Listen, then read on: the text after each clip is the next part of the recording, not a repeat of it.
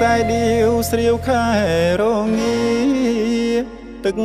ចិត្តក្រំគ្រា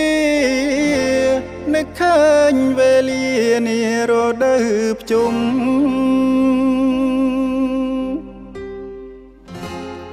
នឹកពុកនឹកម៉ែនឹកស្រែស្រុកខ្ញុំធ្លាប់រ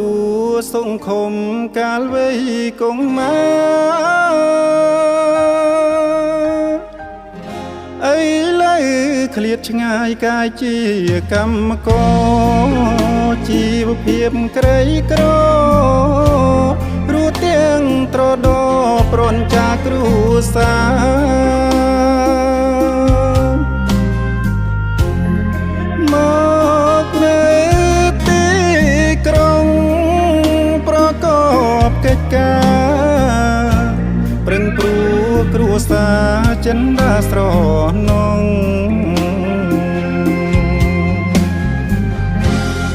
ទីក្រុងឆាតឆាយសប្បាយនឹងមានខ្ញុំខ្សត់ធនធានគ្មានទ្រព្យរបង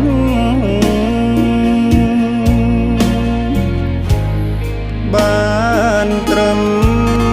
សំឡឹងទឹកមុខក្រៀមក្រំ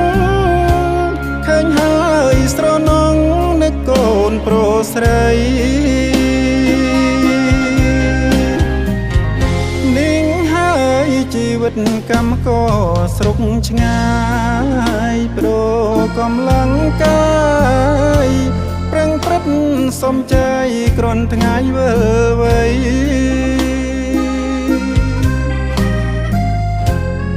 សង្ឃឹមជីវិតថ្ងៃមួយប្រែថ្មីជូនកូនប្រុសស្រីភ្លឺស្វាងជាងពុក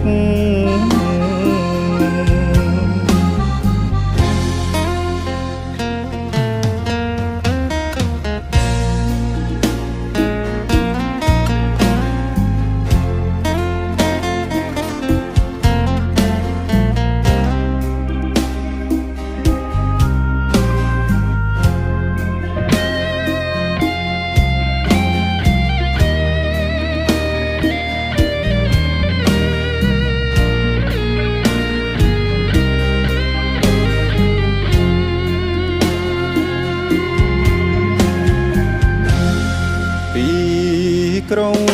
ឆាតឆាយសប្បាយនឹងមានខ្ញុំខ្សត់ធនធានគ្មានទ្រព្យរបង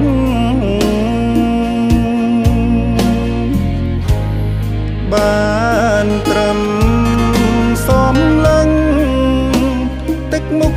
ក្រៀមក្រំឃើញហើយស្រណងនឹកកូនប្រុសស្រី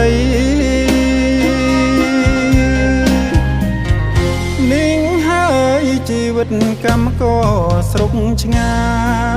យប្រកំឡុងកាយប្រឹងប្រឹកសំចៃក្រនថ្ងៃវិលវ័យ